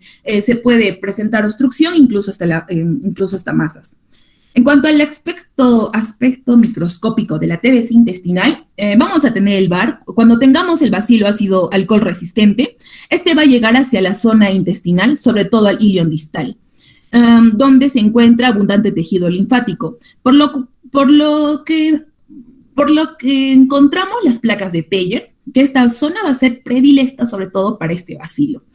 Se va a generar una lesión primaria formando células mononucleares, epiteloides o Langerhans, y estas van a tener un compromiso de los ganglios generalmente van a formar linfagitis. Ahora, a nivel histológico, la lesión definidora va a ser el granuloma. No siempre hay caseificación, o sea, en especial en la mucosa, aunque los granulomas caseificantes con regularidad se encuentran por los ganglios linfáticos regionales. Acá vamos a ver los gránulos, vamos a ver los gránulos caseificantes, y en esta la necrosis caseificante en los granulomas.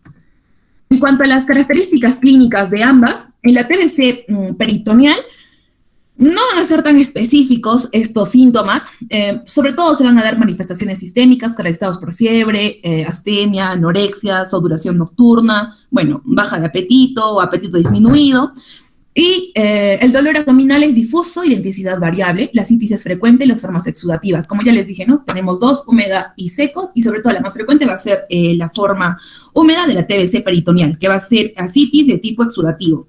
En cambio, la seca, esta va a ser fibroadhesiva, y en esta puede ser dolor clínicamente, un dolor abdominal que es difuso. En cambio, en la TBC intestinal, esta también va a tener no va a estar, los signos o los síntomas no van a ser tan específicos. Sin embargo, esta puede presentar un dolor abdominal crónico, que sobre todo se da en un 90-80%. También va a tener pérdida de peso, anorexia, sudoración nocturna, fiebre. En cuanto a la diarrea, va a haber, ¿no?, patrones, va a haber cambios en el patrón defecatorio. ¿Qué quiere decir? Por ejemplo, si mi paciente presenta diarrea, estaría sospechando de una TBC intestinal ulcerativa, porque va a haber la disminución en la zona de la absorción.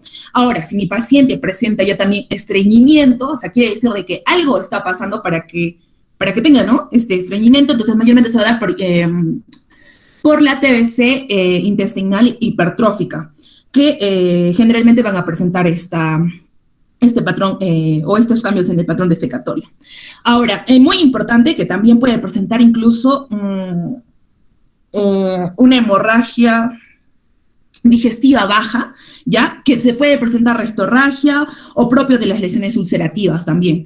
Ahora, la masa abdominal en el cuadrante, puede presentarse una masa abdominal en el cuadrante inferior derecho, que se puede dar sobre todo en los 2/3 de los pacientes. En cuanto a las complicaciones, bueno, ya literal casi han mencionado las diferentes complicaciones mis compañeras. Se puede dar por la obstrucción intestinal. Si se presenta obstrucción intestinal, requiere de una intervención quirúrgica y sobre todo esta va a ser la más frecuente, que se va a presentar en un 50-60%. Ahora, si mi paciente presenta una perforación, también tendría que hacer una intervención quirúrgica. Si presenta fístulas, no requiere una intervención quirúrgica. Esta mayormente se puede tratar con el tratamiento antituberculoso. En cuanto a las hemorragias del intestino delgado, esta va a ser leve, no compromete, puede presentarse de una manera leve o grave. Va a ser leve si no compromete el estado hemodinámico de mi paciente, entonces no es necesario, ¿no?, una intervención quirúrgica. Ahora sí, todo depende del paciente, ¿no? Si esta ya también va a ser una hemorragia intestinal masiva, va a depender mucho del contexto en que se encuentra el paciente en cuanto a su inestabilidad o cómo se encuentre.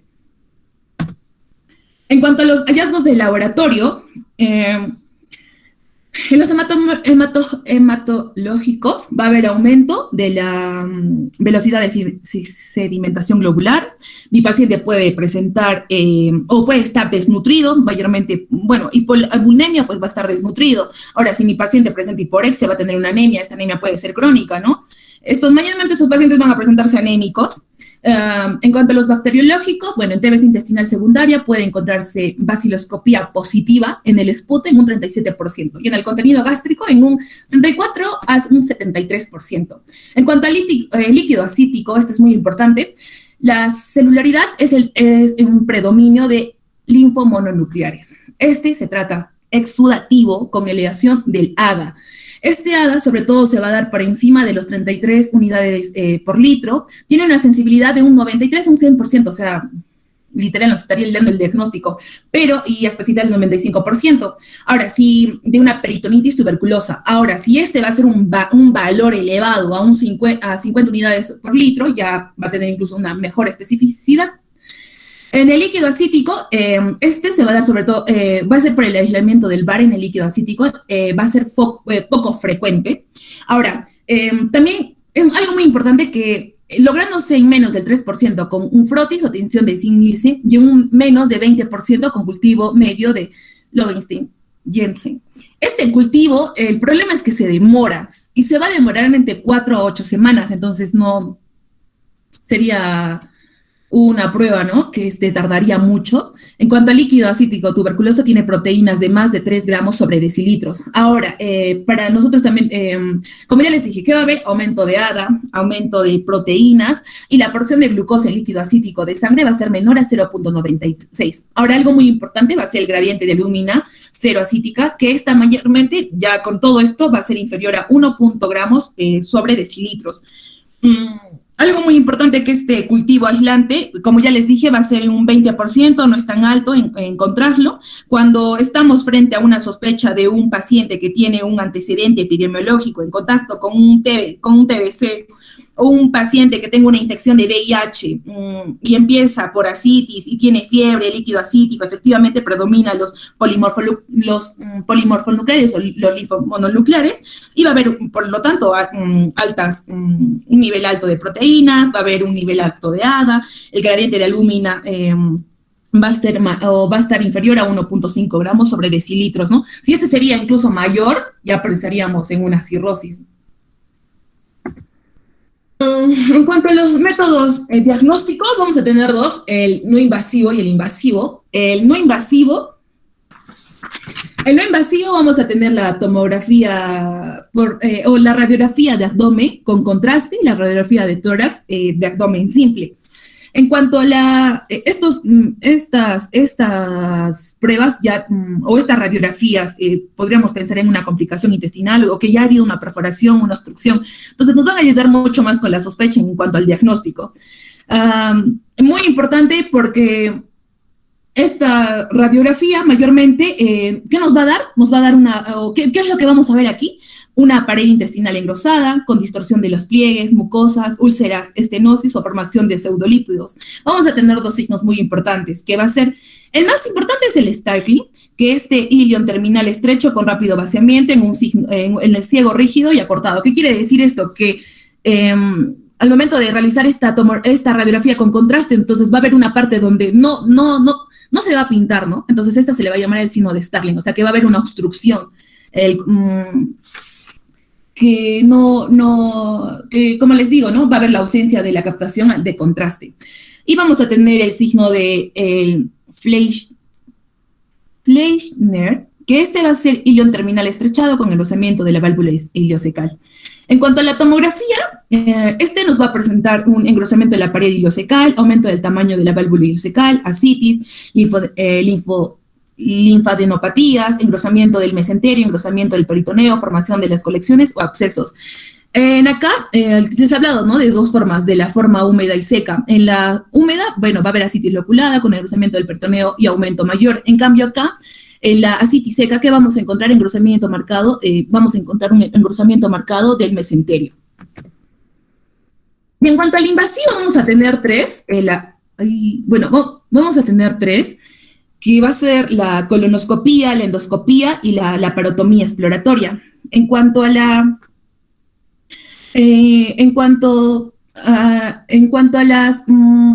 colonoscopía, esta se va, como ya hemos visto, va a haber una ulceración, de la mucosa, se va a ver de forma transversal, va a haber nódulos de la mucosa, aquí como podemos observar, o puede presentar una válvula ileocecal deformada. Ahora, en cuanto a la laparotomía, va a ser muy importante esta porque sobre todo nos puede ayudarnos, por ejemplo, si mi paciente no presenta ascitis y va a ser de una forma seca, entonces esta laparotomía nos va a ayudar incluso mejor con el diagnóstico en cuanto a si es una TBC peritoneal de manera seca o frío-adhesiva. En acá vamos a ver, para entenderlo mejor, esta también va a ser una coloscopía. En esta, la primera imagen, o la imagen A, acá vamos a tener va a ser una imagen macroscópica tipo ulcerativa de forma circunferencial, y en acá, en la imagen B, esta va a ser una forma macroscópica de tipo hiperpetrófica, o va a haber ya también lesiones. Va a haber lesiones de aspecto de masa proliferativa, que ya les dije, ¿no?, que sobre todo va a haber una obstrucción de la luz intestinal. Y si también presentamos un diagnóstico diferencial, podríamos incluso hasta pensar de una neoplasia, que ya también lo explicó mi compañera. En cuanto al diagnóstico diferencial, más allá de las neoplasias, el que tendríamos o el más importante va a ser el Crohn. En cuanto a la clínica, esta va a ser perianal y va a presentar accesos. En la TBC intestinal, esta va a ser, el foco infeccioso, quizás el TBC pulmonar, fiebre y sin accesos. En cuanto a la radiología, este va a tener engrosamiento simétrico y pequeños ganglios o pequeños linfáticos. Sin embargo, en la TBC intestinal va a haber un engrosamiento asimétrico y se va a presentar grandes linfáticos y este va a tener ascitis. En los endoscópicos, esta va a tener, se va a presentar úlceras, van a ser longitudinales, puede presentar aftas o va a haber la preservación de la válvula. Sin embargo, en la TBC intestinal, Estas van a presentar úlceras, pero transversales, va a presentar mucosa, hipertrófica y destrucción de la válvula. En cuanto a la histopatología, en el Crohn se presenta granuloma sin calcio, y en la TBC intestinal, estas ya también se van a presentar granulomas gaseosos. Y bueno, el tratamiento, en cuanto al tratamiento, es muy importante porque el tratamiento tuberculoso estándar consigue una frecuencia sobre todo de alta, o sea, va a ser muy importante porque nos va a dar una alta frecuencia de curación. En la actualidad se sabe que la mayoría de las fístulas o las complicaciones ya vistas van a responder incluso al tratamiento médico. En cuanto a la cirugía, es necesario cuando ya hay una perforación libre o incluso hay una hemorragia masiva, el HDA. En cuanto a este tratamiento, bueno, va a ser antituberculoso, se le va a dar la ranfipicina, malvesionacida, piracimida y el etambutol durante 2 meses. Y con la rifampicina y la isoniazida tenemos que continuar un periodo de 4 meses. Este tratamiento puede durar de entre 6 a 12 meses, ¿no? ¿Qué tan resistente es nuestro bacilo? Ahora, la resolución de los síntomas dentro de los 3 meses del tratamiento, o sea, como les digo, ¿no? Este tratamiento literal, o sea, tiene un alto efecto de curación en cuanto a esta patología. Acá vemos el esquema. Y bueno, ya para terminar, sobre el síndrome del intestino corto. Esta mayormente va a ser Luisa. Sí, doctora. Luisa, por favor, esto ya para la siguiente, ya, por favor, chicos. Esto ya para la siguiente. ¿Cuántos diapositivas te falta? A las 3 tengo revisión con los demás chicos. Ya falta poco, doctora. Literal, creo que son 5. Ya, entonces déjalo eso, por favor, para la siguiente. En realidad, hablar, chicos, de lo que es patología intestinal es hablar de bridas y adherencias, y esto es generalmente causado por cirugías previas, ¿no? Entonces, el paciente va a venir obstruido. Si es intestino delgado, está acompañada de náuseas, vómitos, ¿no? Si es intestino grueso, lo que predomina es la distensión abdominal, ¿ya? Van a cursar con deshidratación, porque hay un tercer espacio. Y la terapia, al inicio, el